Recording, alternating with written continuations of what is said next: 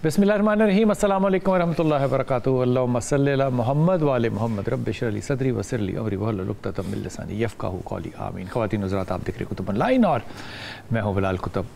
ईद की खुशियाँ अपनी जगह और ईद की बड़ी खुशियाँ होती हैं, कुछ सुन्नतें भी होती हैं, सुन्नत इब्राहिमी भी होती है जो कि आपने अदा की होगी इंशाअल्लाह ताला। लेकिन इन खुशियों के अंदर एक और खुशी जो है उसका अल्लाह ताला ने ख़ास तौर पे इजाफ़ा हमारे लिए फ़रमाया। मैं तो कहूँगा कि पाकिस्तान के लिए फ़रमाया, फिर उम्मत मुसलमा के लिए फ़रमाया कि उनके लिए दुआ जो है वो हज़रत ने की। अजमेर शरीफ पाकिस्तान की नहीं, हिंदुस्तान की नहीं, इस दुनिया की तारीख़ का एक बहुत बड़ा मकाम है और इस मकाम के पीछे ख्वाजा अजमेर का जो किरदार है तबलीग़ में, दीन में, तसव्वुफ़ में, वो लाजवाल है। हमारी खुशकिस्मती है कि अजमेर से ख्वाजा अजमेर की औलादों में से आज उनके वो बेटे जो कि आज गद्दी नशीन खादिम हैं उनके, वो हमारे साथ मौजूद हैं। सरवर चिश्ती साहब, अस्सलाम वालेकुम रहमतुल्लाह सर। वालेकुम अस्सलाम जी, अल्हम्दुलिल्लाह। ख्वाजा साहब, पाकिस्तान आप बड़े सालों बाद तशरीफ़ लाए जी। इतने सालों में पाकिस्तान को मिस किया, बड़ी तब्दीलियाँ आई, अब आप तशरीफ़ लाए इतने सालों बाद, तो कैसा देखा? देखें, एक बात कहूँ, एक तो ये कि ज़ियारतों पर आया आपके हज़रत अली अजमेरी दाता गंज बख्श रहमतुल्लाह अलैह, जहाँ पे हुज़ूर गरीबनाज ने चिल्ला जी बिल्कुल, एक गंज बख्श उनका कमरा भी मौजूद है वहाँ पे। गंज बख्श फैज़ आलम मज़र नूर खुदा ना का सारा पीर कामिल कामिल आला रहनुमा। फिर हमारे ख्वाजगान चिश्त की एक बुलंद हस्ती बाबा फरीदुद्दीन गंज शक्कर रहमतुल्लाह अलैह, जो ज़ुहदुल अंबिया भी कहलाए, चिल्ला माकूस भी करते थे। फिर दीगर दरगाहों पे मैं इमाम बरी सरकार के सज्जाद खान की, जनाब सैयद हैदर अली साहब की और सैयद अली भाई की, उन पर जो हूँ उनके कहने पर उनकी दावतनामे पे मैं यहाँ आया। और यहाँ हमेशा जब भी आता हूँ तो लोगों की बड़ी पजीराई मिलती है, बड़े अच्छे मेहमान नवाजें, और हज़रत ख्वाजा मोइनुद्दीन चिश्ती रहमतुल्लाह अलैह से लोगों को बड़ी वालिहाना अक़ीदत है। अच्छा, एक चीज़ और दुरुस्त करता चलूँ आप बात को कि सैयद हज़रत ख्वाजा मोइनुद्दीन चिश्ती रहमतुल्लाह अलैह के जो नस्बी भाई थे, खादिम ख़ास थे, उनकी हम औलादें सैयद ख्वाजा फ़खरुद्दीन गर्देज़ी की, और वो जो आस्थान आलिया की जो तमाम रसूमात 365 डेज़ 24/7 हज़रत सैयद ख्वाजा फ़खरुद्दीन गर्देज़ी की औलाद निभाती है। आस्थान अक़दस की चाबियाँ भी हमारे पास हैं, कुलीत बरदार भी हम कहलाते हैं, और ज़ायरीन को ज़ियारत भी हम ही लोग कराते हैं, चाहे वो लेमन हो, चाहे वो या मनार बादशाह हो, या उलमा हो, या मशाइख हो, कोई भी हो, और तमाम रसूमात हम ही निभाते हैं। दुआगो भी हम ही हैं। तो आस्थान अक़दस की जो रसूमात हैं, तमाम गरीबनाज के जो नस्बी भाई थे, जो खादिम ख़ास थे, सैयद ख्वाजा फ़खरुद्दीन गर्देज़ी रहमतुल्लाह अलैह, तो हमारे बुज़ुर्ग अपने आप को जारू कश, झाड़ू देने वाला, खाक नशीन, खुद नाम ख्वाजा कहलाते हैं। लोग गद्दी नशीन भी कहते हैं, बांग्लादेश में हमको मौलिम कहते हैं, साउथ इंडिया में तंगल कहते हैं, कहीं साहबजादगान कहते हैं, तो मुख्तलिफ़ अलकाब से पुकारते हैं, लेकिन हम अपने आप को खुदा में ख्वाजा कहलाने में फ़ख्र महसूस करते हैं कि हर के खिदमत करके वो मखदूम शुदा। और फिर हमारी वहाँ अपनी एक इंतज़ामिया है, हम गद्दी नशीन खुदा। आप अभी तक कितनी नस्ल हैं? आप समझ लें 24वीं-25वीं नस्ल, 24-25वीं नस्ल है। और हमारी खुदाम की एक जमात है जिसका नाम है अंजुमन सैयद खान। उसका दफ्तर भी दरगाह शरीफ में, और हमारे ज़ाती हुजरे भी हेरिडिटरी कैपेसिटी दरगाह शरीफ की प्रीमाइसिस में। अच्छा। जी। वाह वाह वाह वाह, ये 800 साल की, 800 साल की लेगेसी है। शादियां भी हम आपस में ही करते हैं। अच्छा। हमारे निकाह भी दरगाह शरीफ में होते हैं। हम जब फौत हो जाते हैं तो हमारे को दरगाह शरीफ में ही ला के रखा जाता है। हमारी स्वयं की फातहा भी, कब्रिस्तान भी वहीं है, और कब्रिस्तान भी दरगाह शरीफ में, शाहजहां मस्जिद के in the premises of Dargah Sharif. ये दरगाह शरीफ की प्रीमिसेस कितनी होगी? ये कोई 14 बीघा है। उसमें 3 बादशाहों की बनाई हुई मस्जिद है विद इन द प्रीमिसेस। अच्छा। एक अकबर आज़म की बनाई हुई अकबरी मस्जिद, एक शाहजहानी मस्जिद बादशाह शाहजहान की बहुत खूबसूरत है, संगे मरमर की। अच्छा। एक सुल्तान महमूद खिलजी की बनाई हुई है, सनली मस्जिद कहते हैं। फिर पहले मेन गेट हुआ था शाहजहानी गेट, बादशाह शाहजहान का बनाया हुआ। 1911 में हैदराबाद निज़ाम उस्मान अली ख़ान ने बनाया, निज़ाम दरवाज़ा कहता है वो मेन गेट। फिर उसके बाद चलेंगे शाहजहानी दरवाज़ा, उसके बाद चलेंगे बुलंद दरवाज़ा जिसको सुल्तान महमूद खिलजी ने बनाया। फिर उसके राइट और लेफ़्ट पे 2 देगें हैं, एक अकबरी देग, एक जहांगीरी देग। इसको मैं ज़रा कन्फ्यूजन आप लोगों में क्लियर कर दूँ। लोग यहाँ कहते हैं जो चीज़ डालो पक जाती है, ऐसा कुछ नहीं है। देखिए, अकबरी देग में 4800 किलो मीठा जर्दा बनता है, ठीक है ना। 4800 किलो मीठा जर्दा, 120 मन, ठीक है। लेफ्ट हैंड साइड पे जहांगीरी देगे, उसमें जो है 2400 किलो मीठा जर्दा बनता है, 60 मन। लोग कहते हैं कि वो जो डालो पक जाती है, दरगाह नहीं बनाती है। जो पैसे आते हैं वो कलेक्ट होकर हमारी अंजुमन सैयद ज़ादकान में आते हैं, उससे हम फलाई काम करते हैं, जैसे स्टूडेंट स्कॉलरशिप है, विडो पेंशन है, मेडिकल एड है, और तमाम किस्म के उर्स करते हैं। मुहर्रम है, रमज़ान है, इफ्तारी है, सहरी है, रबीउल अव्वल का महीना, मुहर्रम शरीफ का हमारे बहुत बड़ा एहतमाम होता है। खुलफाए राशिदीन के यौम है, मौला अली का यौम है, तमाम तर्क सैयदा का मामला, हज़रत आयशा का मामला, जितने भी तकरीबात हैं वो उन पैसे से होते हैं, इज्तिमाई तौर पर भी और इनफरादी तौर पर। जी, ईद के ऊपर, ख़ास तौर पे बकरा ईद के ऊपर कितनी दिक्कत या आसानी होती मुसलमानों के लिए कुर्बानी करना हिंदुस्तान? नहीं, देखें, ऐसा कुछ भी नहीं है, आसानियाँ हैं। कुछ फ्रिंज एलिमेंट्स हैं जो थोड़ी बहुत कुछ साल से तकलीफ दे रहे हैं, अदरवाइज इट्स नॉर्मल और मुश्किल नहीं है। नहीं, ऐसी कुछ भी नहीं है अल्हम्दुलिल्लाह। कुछ जगहों पे थोड़ी बहुत आजकल वो जो फ्रिंज एलिमेंट्स हैं जिनको एक मौका मिल जाता है वो करते हैं, अदरवाइज तो कम्युनल हार्म नहीं है, ऐसी कोई बात नहीं है। आसानी है रहना कर। हाँ, अल्हम्दुलिल्लाह। देखिए, जो टीवी पे बताया जाता है that's called blown out of proportion, ठीक। वैसे तो, और फिर ख्वाजा मोइनुद्दीन चिश्ती की दरगाह और तमाम दरगाहें माँ सांप्रदायिक सौहार्द का, कम्युनल हार्मनी का, डाइवर्सिटी का एक और कंपोजिट कल्चर सोसाइटी की नॉर्म्स को एड्रेस करता है। गरीब नवाज की सब बातें, देख की बात रह गई थी अधूरी, क्योंकि लोग सब यहाँ पे मैं देख के दोबारा आता हूँ। मुझे ये फरमाइए कि ये जो सिलसिले हैं सारे, आपने फरमाया कि ये हार्मनी और सारी डाइवर्सिटी को इकट्ठा करते हैं, तो ये जो कहीं चिश्त हैं, कहीं कादरी हैं, कहीं और हैं, ये जो सिलसिले सारे चले हैं, ये हार्मनी रिफ्लेक्ट करते हैं या डाइवर्सिटी रिफ्लेक्ट करते हैं?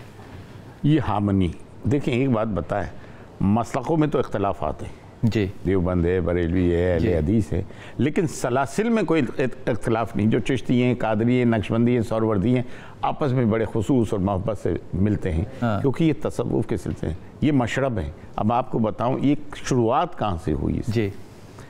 गदीर ख़ौम के मौके पे हुजूर ने हज़रत अली को बुलंद फरमाया, इतना कुजाबों पे खड़ा किया, हाँ बिल्कुल, कि बगल की सफ़ेदी तक दिखने लगी, है ना। आपने कहा मन कुन तो मौला हो फाजा अली। ये डिक्लेरेशन ऑफ विलायत है, इसका शिया सुन्नी के नैरो कंसेप्ट का कोई मामला नहीं, ये डिक्लेरेशन ऑफ विलायत है। हाँ, डिक्लेरेशन ऑफ विलायत कि भाई अब नबूवत खत्म होने जा रही है। ये बयान जो आप कह रहे हैं, ये जो आप कह रहे हैं कि ये विलायत का उन्होंने डिक्लेरेशन दिया, हाँ। ये आपका एक ऑफिशियल वर्जन है? ऑफिशियल वर्जन है, ऑफ कोर्स। ये शिया सुन्नी के डॉगमेटिक अप्रोच से कोई लेना देनी है। ठीक। असल में तो ये हम अहले तरीकत का मामला है। ये अहले तरीकत का मामला है, जिसका कोई शिया और सुन्नी से उठ के मामला है और हुजूर तक पहुंचता है और हुजूर से अल्लाह तक पहुंचता है। हमारा मामला तो उनसे है, हमारा मामला इन मामला से नहीं है, इन मसलकी इख्तलाफात से, जो आलम इस्लाम को और आलम इंसानियत को एड्रेस करता है। ठीक। तो उसके बाद तो ये डिक्लेरेशन फरमा रहे थे कि कहाँ पहुँचता है। हाँ, पहले मैं एक चीज़ और क्लियर करता चलूँ कंपैरेटिवली। ठीक। देखिए, तसव्वुफ जो है, सूफीज़म जो है, इस्लामिक मिस्टिसिज्म प्रिसाइसली जी, और स्पिरिचुअलिज्म जी, रूहानियत जी, is not the sole prerogative of Islam. ठीक। ये हर मज़हब में पाए जाते हैं। स्पिरिचुअलिज्म हर मज़हब की मीरास है। बिल्कुल। क्रिश्चियनिटी में उसे कबाला कहते हैं, हाँ। संतवाद कहते हैं, आध्यात्मिकता। सेंटहुड क्रिश्चियनिटी में कहते हैं। तमाम तबलीग हज़रत ईसा के बाद सेंट पॉल ने की। सेंट मतलब संत, मतलब सूफ़ी।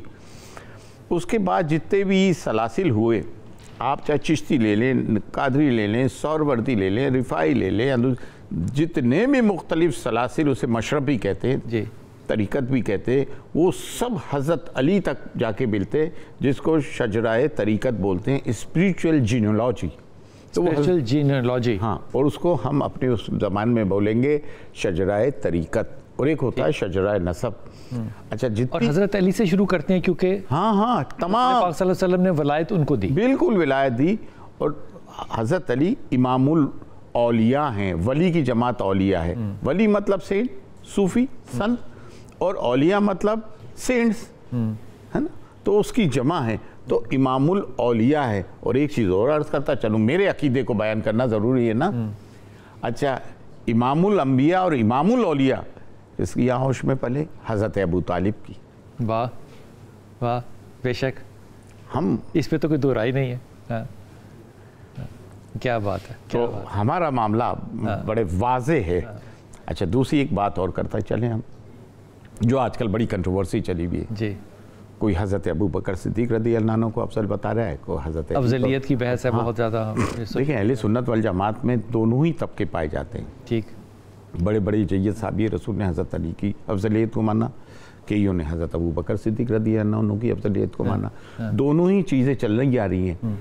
और जहाँ तक देखें, एक और चीज़ क्लियर करता चलूँ, खिलाफत राशिदिया, ठीक है ना, 30 साल की थी जी, 6 साल की हज़रत इमाम सल्लल्लाहु को भी 6 माह की, 6 माह की, सॉरी 6 माह की, उनको इंक्लूड कर लो तो 30 साल 30 साल बनते हैं। उसके बाद दांतों से काटने वाली मलूकियत, ये हुजूर की हदीस है, मुस्तनद हदीस है।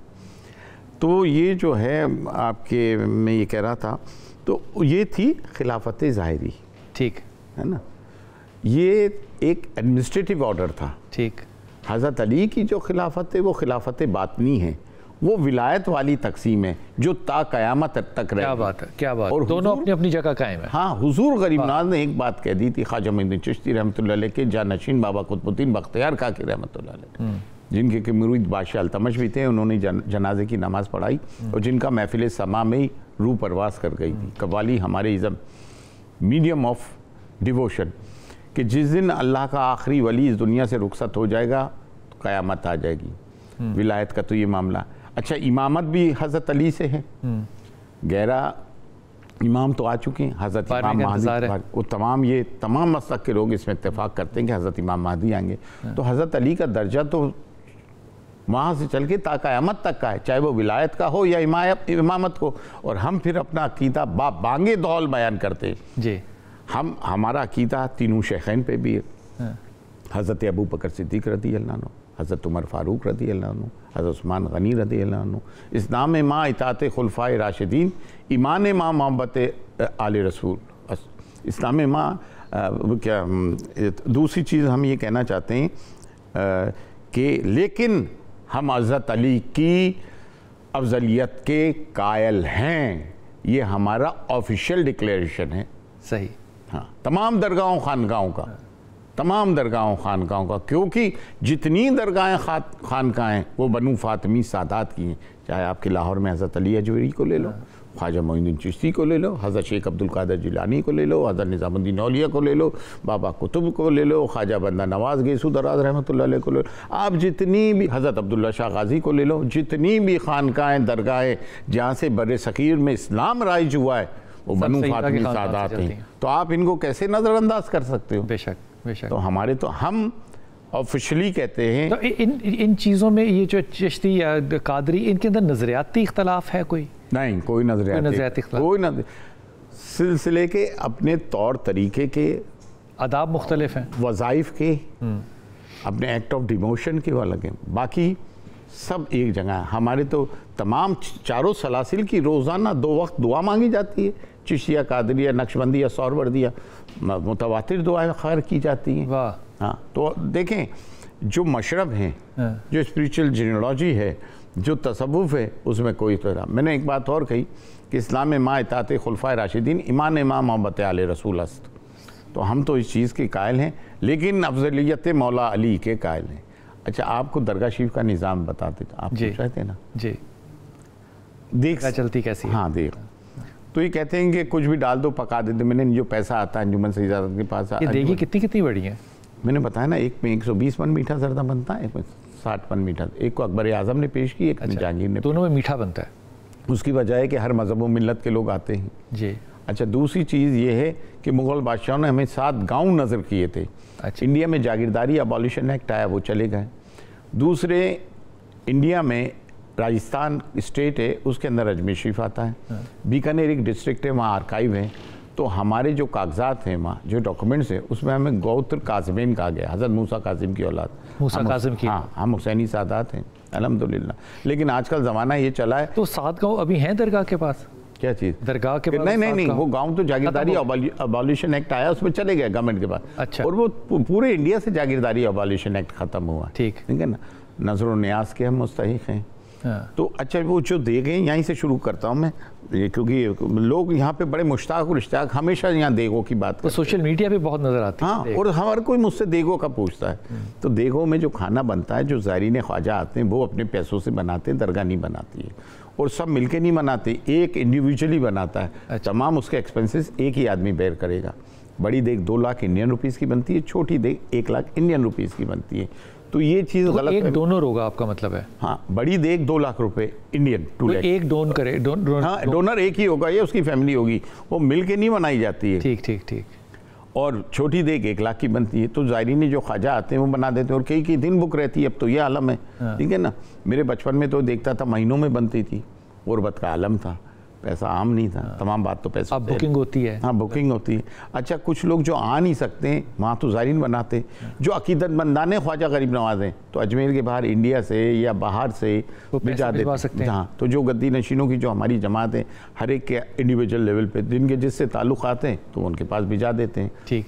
अच्छा, आसाने अक़दस में 365 डेज़ 24/7 सुबह से लेकर रात तक के मामूलात में आपको समझा देता हूँ। मैं वक्फा ले लूँ, फिर वापस आके इन मामलात पे बात करते हैं। लेते हैं जनाब छोटा सा वक्फा, और बात कर रहे हैं ख्वाजा मोइन की, और ख्वाजा का जो दस्तरखान है वो कैसा, और ये जो देगों का एक हमने तसव्वुर सुना हुआ है वो भी पूछेंगे। कि हम ये सुनते हैं यहाँ पे कि जिसका जो जी चाहता है वो देग में आता है और वो डाल के चला जाता है, क्या ये बात दुरुस्त है या गलत? वापस आइए, शाह साहब से पूछते हैं। बिस्मिल्लाहिर्रहमानिर्रहीम। हुज़ूर, ये शाजी जो हम सुनते हैं यहाँ पे पाकिस्तान में ख़ास तौर पे सब लोगों का तकरीबन ये ख्याल है, मेरा तो ये ख्याल यकीनन था बहुत अरसे तक, जब तक आपने नहीं बताया, कि देगों में हर शख्स आता है और अपनी मर्ज़ी से जो चाहता है डाल जाता है। कोई नमक डाल जाता है, कोई गंदम डाल जाता है, कोई चावल डाल जाता है, तो वो पकती रहती है, तो एक मुतंजन सा बन जाता है। ऐसा है? नहीं, उसमें लोग पैसे डालते हैं। अच्छा। ज़्यादातर सोना चांदी भी चढ़ता है देग के अंदर। हाँ, जो कि कम है। पैसा डलता है, चावल डलता है, घी डलता है, इस तरह की चीज़ें डोनेशन के तौर पे डलता है। हाँ, वो नज़ुरात हुजूर नज़ुरात है जो उसमें डलती हैं, तो उसमें से जो है वो निकाल लिया जाता है आपस में। फिर वो हमारे में ही आपस में ठेका होता है, आपस में गद्दी नशीनों में, और वो जो पैसा आता है वो हमारी अंजुमन सैयदागान और हमारी जो अंजुमन है उसमें चला जाता है। अच्छा। और वो उन पैसों से मैंने बताया ना, student scholarship, window pension, medical aid, तमाम गरीब नवाज के उर्स हैं, मुहर्रम में, रबीउल अव्वल का महीना, दरगाह शरीफ इतनी हसीन दुल्हन की तरह सजाई जाती है, लंगर वगैरह का एहतमाम है। तो शाह जी, लंगर रोज़ होता है दरगाह पे? देखिए, लंगर एक तो होता है सुबह फजर के बाद, शाम को असर के बाद, जौ का दलिया, ठीक है, जौ का दलिया, वो दरगाह की तरफ से होता है, और दोनों देगों दरगाह की तरफ से होता है, और रोज़ होता है? रोज़ होता है, और देगे भी तकरीबन रोज़ बनती है। ज़ायरीन ख्वाजा लंगर जो का है वो रोज़ाना होता है, फजर के बाद वो दरगाह बनाती है रोज़ा। और देगें जो बनती हैं, बड़ी और छोटी देग जिसमें मीठा जर्दा बनता है, बड़ी और जहांगीरी, वो ज़ायरीन ख्वाजा अपनी जेब से हाथ से बनाते हैं, और एक ही फैमिली बनाएगी, एक आदमी कंट्रीब्यूट करके नहीं बनाता। ठीक। दूसरी चीज़ ये है कि जो अकीदतमंदान ने ख्वाजा गरीब नवाज चाह रखने बनवाने की, वो अपने अपने गद्दी नशीन खुदाम ख्वाजा के पास भिजवा देते हैं, वो बनवाते हैं। दूसरी दरगाह शरीफ के बाहर और उधर झाला एक जगह है दरगाह प्रेमाइसिस में, वहाँ मुख्तलिफ़ किस्म की बनती है। देखें, जो लंगर बनता है वो जो का है, देगे बनती है मीठा जर्दा, क्योंकि हर मज़हब व मिल्लत, हर धर्म के लोग ताकि सब खा सकें, कोई ऑब्जेक्ट ना। हाँ, और बाहर जो है उसमें गोश्त का पाव, तहारी बन गई, बिरयानी बन गई, पुलाव बन गया, कोरमा बन गया, हलीम बन गया, जो शब रोज़ बनता रहता है। ज़ायरीन ख्वाजा कंट्रीब्यूट करते हैं, कुछ लोग हमारी अंजुमन में आके रसीदें कटा देते हैं, कुछ इंडिविजुअली गद्दी नशीन खुदाम ख्वाजा को दे देते हैं। तो इस तरह से इज्तिमाई तौर पे अंजुमन की तरफ से, खुदाम ख्वाजा की तरफ से, दरगाह की तरफ से जो का लंगर वो दोनों वक्त बनता रहता है। ठीक। यहाँ पे इतना अरसा हो गया, ज़ाहिर है ये बहुत सी पुरानी दरगाहों में से है, तसव्वुफ़ के रूहानी पहलू के ऊपर कुछ ऐसी जगह है जहाँ पे कि लोग ख़ास तौर पे बैठते हों, तालीम हासिल करते हों या दिलचस्पी का इजहार करते हों? देखिए, ऐसा दरगाह शरीफ में जन्नती दरवाज़ा भी एक, और उसके पीछे शाहजहानी मस्जिद है, इन द प्रीमिस ऑफ दरगाह। गुम्बद मुबारक यूँ ही दिखता है, तो लोग रात को अपनी अपनी ज़ाती इबादत करते हैं। अच्छा, एक बड़ा दिलचस्प पहलू आपको बताता चलूँ, वहाँ मुख्तलिफ़ प्रोविंसेस के लोग आते हैं, मुख्तलिफ़ दुनिया से लोग आते हैं, लेकिन हमने जितने केरला के लोगों को इबादत गुजार देखा है, इंडिया में एक प्रोविंस है केरला, इतना हमने किसी को नहीं देखा। अच्छा। रात रात शाफाई हैं वो, रात रात भर इबादत करते हैं। एक और दिलचस्प बात बताना चाहता हूँ, केरला में एक जगह है कैलीकट, वहाँ पे हज़रत जनाब अबू बकर साहब हैं, उन्होंने एजुकेशनल इंस्टीट्यूशंस बनाए नॉलेज सिटी के नाम से एक उन्होंने बहुत बड़ा काम किया है। उसमें इतने ज़बरदस्त किस्म के एजुकेशनल इंस्टीट्यूशन जाने, एक ही उसके अंदर छत के नीचे वो एक बड़ा ज़बरदस्त दरवाज़ा है कि इतने सारे तालीमी इदारे एक छत के नीचे, मैं समझता हूँ पूरे बड़े सगीर में नहीं होंगे। बड़ा ज़बरदस्त कारनामा है। और 27% मुस्लिम पॉपुलेशन है केरला में, बड़ी साइजेबल मुस्लिम पॉपुलेशन है। और कंपेयर टू बाकी प्रोविंसेस हो ही, वेस्ट बंगाल में भी खासी है, कश्मीर में तो खैर है ही है। तो मतलब केरला का मुसलमान जो है ना, वो बड़ा, केरला का चाहे हिंदू हो, क्रिश्चियन हो, मुस्लिम्स हो, अच्छा तीनों की एक बड़ी बराबर की तकरीबन पॉपुलेशन है, हिंदुओं की ज़्यादा है नेचुरली।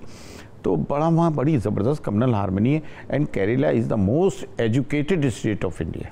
शाह साहब, इतने लोग आते हैं, क्रिश्चियंस भी आते हैं, सिख भी आते हैं, ईसाई भी आते हैं, फिर हिंदू भी आते हैं, मुसलमान भी आते हैं, कभी कोई इख्तलाफी पहलू नहीं निकलता? देखिए, बारगाह हुजूर गरीबनाज में कोई आ गया तो उसका मज़हब भी नहीं पूछा जाता, कभी कोई इख्तलाफ की बात क्यों? खाने सबका है मुंबई अकीदत तो हुजूर गरीबनाज होते हैं, सब कुछ जो लगन है, चाहत है, वो गरीबनाज से है। तो गरीबनाज दर पर आने के बाद, और वो माहौल ही ऐसा है, कव्वालियाँ चल रही हैं, खुशबुएँ आ रही हैं। एक सुल्तान, आप सुल्तानुल हिंद नायबुन नबी अताए रसूल हैं, आले नबी औलाद अली जिगर गोशे रसूल तो हैं, तमाम बनु फातमी सादात की दरगाह है। लेकिन आपको एक इम्तियाज़ हासिल है कि आप अताए रसूल नायबुन नबी भी हैं और सुल्तान हिंद भी है। एक जाने के बाद बड़ी दरगाह शिव ऐसी ओवर इम्पोजिंग होती है आप पे कि वाकई में आज भी सुल्तान आराम फरमा रहा है। हमारे यहाँ तो बहुत से ऐसे तबकात भी हैं जो कि कवाली पे या इन चीज़ों के ऊपर बड़ा एतराज़ करते हैं, आपको कितना फेस करना पड़ता है? Who they are? अच्छा, भी कह रहा है हमें इन चीज़ों तो कोई फ़र्क नहीं पड़ता। हाँ। ये हमारे बाबा खुतबुद्दीन बख्तियार काकी रहमतुल्लाह अलैह का दौरान समा रू परवाज़ की, इनसे पूछो भाई, ये जो तुम्हें कलमा पढ़ा है, लोगों ने पढ़ा है, सही कह रहे हैं, तुम क्या इख्तिलाफ करोगे? ये मज़हब तो हमारे अकाबरीन और असलाफ ने फैलाया, ख्वाजगान चिश्ती। तुम जुम्मा 8 दिन हुए मुसलमान हुए हुए, अभी तुम्हारा DNA जीन्स दुरुस्त होने में 2000 साल और लगेंगे, 10,000 साल। तुम इस पर अंगुशनुमाई करते हो। हमारे यहाँ तो होता है, गरीबनाज को मंजूर नहीं होता। तो सिमा हमारे, और फिर देखें sense of music, sense of poetry, ये इंसान के इंस्टिंक्ट में होता है, बिल्कुल इंस्टिंक्ट में। ये कश्फुल महजूब पढ़ लें, इन्हें सब समझ में आ जाएगा उसके अंदर इसके बारे में क्या जिक्र है। तबकाती नहीं, मसालिक की कितने कॉन्ट्रडिक्शंस आप अपने हाँ देखते हैं कि मसाले के एक दूसरे के ख़िलाफ़ कुफर के फतवे लगा रहे हों, ऐसी सिनेरियोस फेस करना पड़ती हैं? देखिए, अंदर तो आके हमारे तो देवबंदी भी आ रहे हैं, अहले हदीस भी आ रहे हैं, बरेलवी भी आ रहे हैं, सभी आ रहे हैं। अब वो बाहर जाके कितने फतवे लगाए, हमें फतवे। देखें, एक और बड़ी खूबसूरत बताऊं, किसी भी दरगाह और खानका पे आपको दारुल इफ्ता नहीं मिलेगा। दारुल इफ्ता नहीं मिलेगा, यानी कि फतवे की इंडस्ट्री वो नहीं मिलेगी। क्या बात है? हमारे यहाँ फतवा है ही नहीं। सही और गलत, कौन काफिर है, कौन मुसलमान है, कौन मोमिन है, कौन गुनाहगार है, कौन सियाकार है, कौन पारसा है, तो सिर्फ अल्लाह की ज़ात जानती है। क्या बात है, क्या बात है। हू वी आर, हमारे यहाँ तो प्यार और मोहब्बत है, और हम यूनिवर्सल ब्रदरहुड में यकीन करते हैं। And love towards all, malice towards none. तो ये हमारा एक मोटो है। हाँ, ऑफकोर्स हम मुसलमान भी हैं, और चूँकि गरीबनाज ने कलमा पढ़ाया है, मुसलमानों का दर्द भी रखते हैं। आलम इंसान में जो मुसलमानों के साथ जुल्म हो रहा है, उस पर अफसोस भी करते हैं, उस पर आवाज़ उठाते हैं। आवाज़ भी उठाता हूँ मैं, अल्हम्दुलिल्लाह। फ़लस्तीन पे बिल्कुल उठाता हूँ, जहाँ जहाँ होता है। देखिए, हज़रत अली का एक कॉल है, मेरे जद हैं हज़रत अली, उनका एक कॉल है, और आपके तो अक़वाल ज़राइन है, उसमें से एक कॉल ये है कि मैं कुफ्र की हुकूमत तो बर्दाश्त कर सकता हूँ, जुल्म की नहीं। तो जुल्म जहाँ भी हो रहा हो, जो भी कर रहा हो, जिस पे भी हो रहा है, irrespective of religion and caste and creed, आपको आवाज़ बुलंद करना चाहिए। दरगाहों ने की हिंदुस्तान में आवाज़ बुलंद? No comment. No comment. मैं तो करता हूँ। आप करते हैं, और आपका तो सोशल मीडिया के ऊपर बड़ा भरपूर बयान जो है। देखिए, मैं सैयद होने का भी धर्म निभाता हूँ, मैं अली की औलाद हूँ, वो तो DNA और जीन्स बोलता है, उसको आप कैसे छुपा लोगे? कॉन्फ्लिक्ट लेना पड़ता है, एतराज़ लेना पड़ता है। एतराज़ भी होता है, मीडिया ट्रायल भी होती हैं, स्टिंग ऑपरेशंस भी होते हैं, इन्वेस्टिगेशंस भी होते हैं। ये बहुत डगर है डगर पनगट की, ये तो होता है। देखिए, जब आप हक की सदा बुलंद करेंगे तो आपकी परेशानियाँ होंगी। आसीनों के सांप भी होते हैं जो हमेशा डसने को तैयार रहते हैं। तो ये तो सख्त। देखिए, मैंने एज अ सैयद अपना रोल निभाया है अलीज़ादा। मैंने गरीब नवाज का ग़ुलाम होने की हैसियत से रोल निभाया, मैंने चिश्ती होने की हैसियत से रोल निभाया, मैंने एज अ मुस्लिम होने नाते रोल निभाया, एज अ इंडियन होने के नाते रोल निभाया। मैंने अपने 5 कॉलम को भरपूर रखा। हाँ, ईद कुर्बान पे कोई ख़ास इंतज़ाम होता है वहाँ कुर्बानियों का? देखिए, सब कुछ अपनी इंडिविजुअल करते हैं। दरगाह शिव में तो अंदर, दरगाह शिव की प्रीमाइसेस में तो नहीं, सब अपने अपने घरों पे करते हैं, गोश्त तकसीम करते हैं जैसे होता है। हाँ। फिर दरगाह शिव में एक पीछे जगह जाला है, वहाँ पे सब लोग अपने अपने गोश्त भिजा देते हैं। तो ज़ायरीनों के लिए हम लोग अपने अपने घरों से, तो वहाँ पुलाव वगैरह पक के बनता रहता है लोगों के लिए। अच्छा, ये लोग इनफरादी तौर पे पकाते हैं? इनफरादी तौर पे हमारे एक शख्स हैं, हमारी जमात में से, हमारी ख़ानदान से, वो इंतज़ाम करते हैं। तो जैसे जिसको गोश्त भिजाना है गोश्त भिजा देता है, और ऊपर से कुछ पैसे ताकि चावल घी इसके भी वो भी खर्चा हाँ हो जाए। तो 3 दिन तक ज़ायरीन ख्वाजा को वो भी दी, लेकिन वो दरगाह शरीफ के पीछे की तरफ, ताकि क्योंकि हर मज़हब मिलत के लोग आते हैं ना, तो हमें हर चीज़ का ख्याल रखना पड़ता है। हमें ये भी देखिए, हमें साथ बड़ा सख्त काम है, हमें कमनल हामनी को भी लेके चलना है, मजहबी हमांगी को। हमें ये भी ख्याल रखना है कि कलमा गरीब नवाज ने पढ़ा है तो मुसलमानों के मामले में भी आवाज़ उठानी है। हमें चूँकि तसव्वुफ़ का मामला है, love towards all malice towards none, तो हमें आलम इंसानियत के लिए, एंटायर ह्यूमैनिटी के लिए भी आवाज़ उठाना पड़ती है। तो इसमें बड़ा बैलेंस। क्या खूबसूरत बात है, क्या खूबसूरत बात की है। देखिए, कमाल बात है कि हमारे यहाँ जो तज़ादात हैं वो एक मुसलमान दूसरे मुसलमान के ऊपर कर रहा होता है मसाले के, लेकिन यहाँ पे हालात जो हैं वो ये हैं कि आपने सिर्फ मुसलमानों के साथ नहीं एक रब्त रखना, बल्कि आप तो गैर मुसलमानों के साथ और रब्त रख रहे हैं। और वो गैर मुसलमान जो हैं वो कानून साज भी हैं, वो असम्बलियों में भी हैं, वो हर जगह हैं। लेकिन ये सारा मामला जो है ये दरगाहों पे किस तरह से कंट्रोल कर रहे हैं, कंट्रोल तो नहीं कर रहे, एक मोहब्बत का पैगाम पहुंचा रहे हैं, लेकिन ये दरगाहें जो हैं ये आलम इस्लाम के लिए क्या किरदार आइंदा आने वाले चैलेंजेस में अदा कर सकती हैं? वापस आइए, शाह सबसे पूछते हैं। बिस्मिल्लाहिर्रहमानिर्रहीम। बहुत से सोशल मीडियाज़ के ऊपर ना शाह साहब मसाइल चल रहे होते हैं। मिसाल के तौर पे देगों का मामला जो है वो भी हमने देखा, हमने अफजलियत जो है इसके डिबेट भी, इस पर भी आपने बड़ी अच्छी बात फरमा दी। आपने फरमाया कि इमाम अली करमल्लाह की जो परवरिश है और रसूल पाक सल्लल्लाहु अलैहि वसल्लम की जो परवरिश है कोई दो राय नहीं है। बुखारी शरीफ, मुस्लिम शरीफ भरी पड़ी है हदीसों के साथ, वो हज़रत अबू तालिब ने फरमाई माशाल्लाह। लेकिन अकायद के मामले में हज़रत अबू तालिब के बारे में अकीदा क्या रखते हैं आप? 100% उनके अकीदे पे कोई क्वेश्चन करे, जिनके आगोश में इमामुल अंबिया इमामुल मुरसलीन हज़रत मोहम्मद मुस्तफ़ा सल्लल्लाहु अलैहि वसल्लम की परवरिश हुई, इमामुल औलिया हज़रत अली की परवरिश हुई। उनका तो हम जिनकी आगोश में ही पल रही हों ये शख्सियात, उनके अकीदे पे हम क्वेश्चन करने वाले कौन हैं? हम तो कायल हैं उनके अकीदे पे। और क्या अल्लाह ने किसी काफिर के घर पे किसी अंबिया की परवरिश की हो तो मूसा के साथ ऐसा नहीं हुआ? तो ये तो आप फिर अल्लाह पे नुक्ताचीनी कर रहा। हम तो कायल हैं और उर्से अबू तालिब भी मनाते हैं। आए हाय हाय, उर्से अबू तालिब भी मनाते हैं। अच्छा, कोई नहीं मानता है तो हम उससे शिकायत भी नहीं करते। भाई जो माने माने, जो ना माने ना माने। अच्छा, ये कहते हैं कि धीरे से कान में कहते हैं कलमा पढ़ लें। जिन साहब के लिए कहते हैं वो तो ईमानी मदीने में लेकर आए थे और हिजरत के पहले हज़रत अबू तालिब को अल्लाह ने उठा लिया था। तो ये लॉजिकल, ये भी तो कोई अल्लाह ने दिया है ना। ठीक है। फिर उसके बावजूद भी कोई ना माने, उसकी मर्जी। हम कोई फतवे लगाने वाले लोग तो नहीं। हमारा अकीदा तो हज़रत अबू तालिब पे। आपने बड़ी मजबूत बात की कि आप अपने अकीदे पे कायम है और किसी के साथ ना इख्तलाफ कर रहे हैं, ना किसी को इल्ज़ाम दे रहे हैं, ना किसी कुफर का कोई फतवा लगा रहे हैं। तो जिसका जो चीज़ चाहे वो रखे अपने को, लेकिन वो किसी को मजबूर ना करे किसी और चीज़ के ऊपर। डिवोशन अपना एक तरीका है। और अगर हम हज़रत अबू तालिब पे ईमान रखते हैं तो विद लॉजिक और विद हिस्टोरिकल परसेप्शन।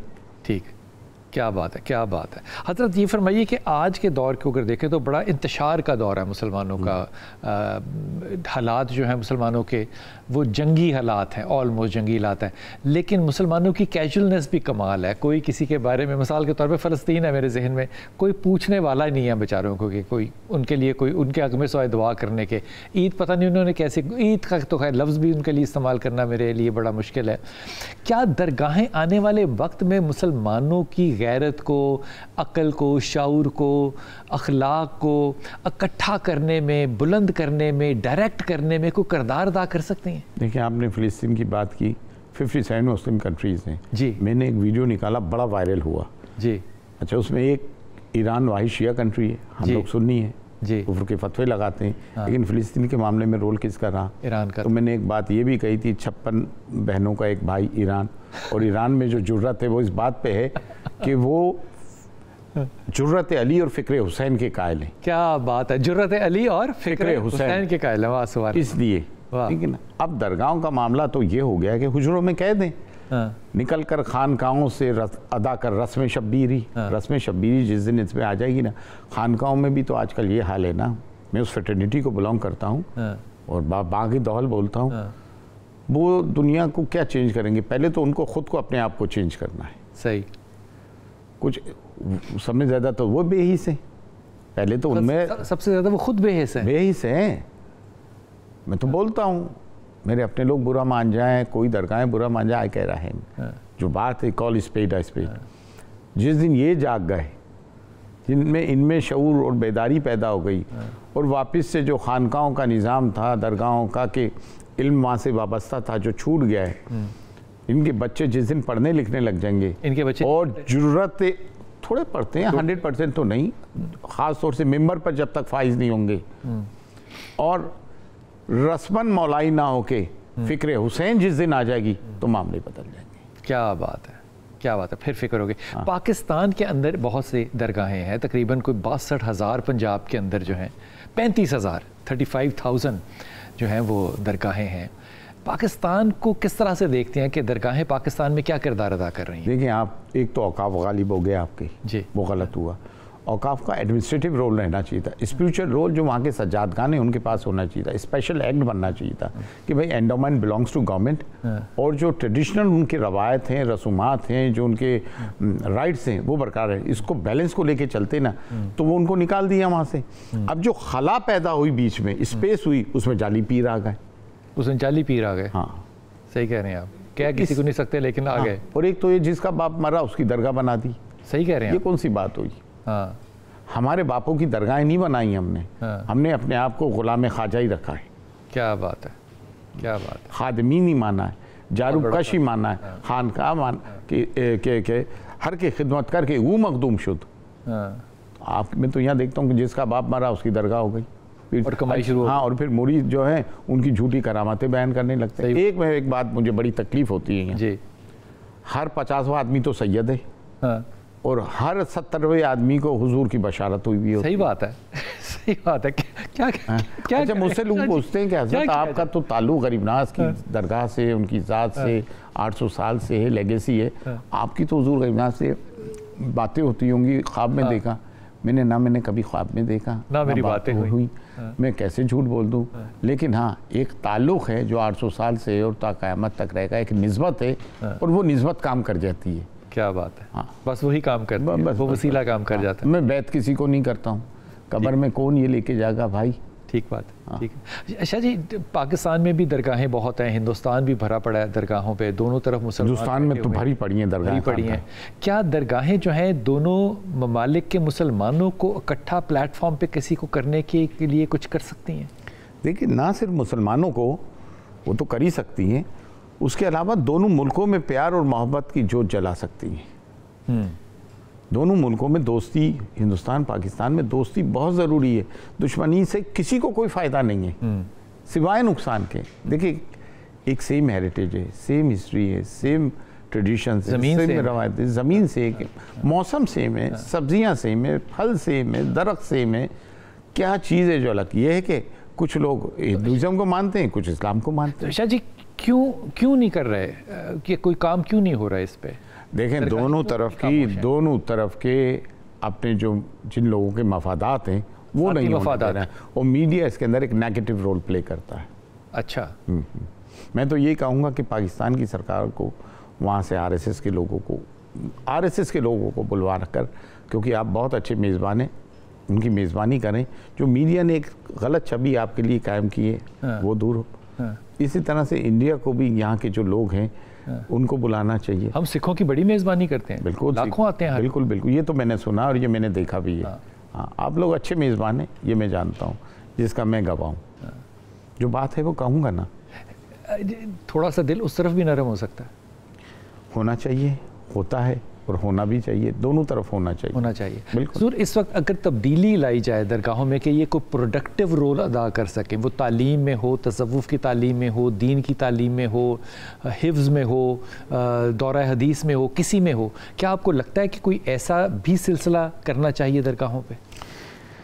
बिल्कुल होना चाहिए। देखिए जी, मामला है तालीम से जी। जब तक आप पढ़ोगे लिखोगे नहीं, दीनी और दुनिया में ये तालीम से सरफराज नहीं होगी, जब तक आप में ये हिस्स पैदा नहीं होगी कि मेरी जो इज़्ज़त हो रही है, आज जो आप लोग मेरी इज़्ज़त करते हैं, मैं यहाँ आता हूँ, या दुनिया में हमारी निस्बत गरीबनास से होती है ना, तो हमें अब इस चीज़ का भी तो पास रखना चाहिए ना कि मेरी जब जिस चीज़ से इज़्ज़त हो रही है तो मैं उस कैरेक्टर पर रहूँ, वो मेरे जो है वैसे ही मेरे मोरल हो और मॉरल हो, और मेरा कंडक्ट भी वैसा हो। लेकिन इसकी जो सिंचाई है वो इल्म से होती है। इल्म से होगी। बड़ी खूबसूरत बात की। शाह जी, आखिरी लम्हा है मेरे पास। अपने दिल से, एक तो रवायत होती है ना दुआ करने की, रवायती होती है, हमने याद की होती है, आपके दिल से इस्लाम के लिए, मुसलमानों के लिए क्या दुआ निकलती है? देखिए, हम तो दिल से ही दुआ करते हैं, रवायती नहीं, सही और मुख्तसर सी दुआ करते हैं, दुआ लंबी चौड़ी नहीं करते हैं। किन चीज़ों की दुआ की गई है आपने? इस्लाम के लिए, मुसलमानों के लिए। हाँ, सब में पहले तो आलम इंसानियत के लिए दुआ है, क्योंकि हम बनु आदम हैं, बनु आदम, ये हमारे डीएनए में। आलम इस्लाम के लिए दुआ है कि अल्लाह ताला इनकी सफ़ों में एहतियात पैदा करें, और मुसलमानों के लिए दुआ है कि बेहिसी से निकलें और फ़िक्र हुसैन पैदा करें और सीरत मोहम्मद सल्लल्लाहु अलैहि वसल्लम पे चलेंगे तो तमाम मामला सुलझ जाएंगे। आमीन। बहुत शुक्रिया शाह जी, बहुत शुक्रिया, और बड़ी इज़्ज़त अफजाई दी कि ख्वाजा अजमेर से तशरीफ़ लाए, उनकी औलाद 24वीं 25वीं नस्ल, और आज हमारे यहाँ पे मेहमान बने। अल्लाह ताला इनकी दुआओं को कबूल करे, और इनकी निस्बत से हमने जो इनको दुआएं और जिन लोगों ने इनको कहा दुआएं करने के लिए, अल्लाह ताला उनको भी कबूल फरमाए। अपनी दुआ में याद रखिएगा। अल्लाह ताला आपको आसानियाँ दे और आसानियाँ बांटने की तौफीक अता फरमाए।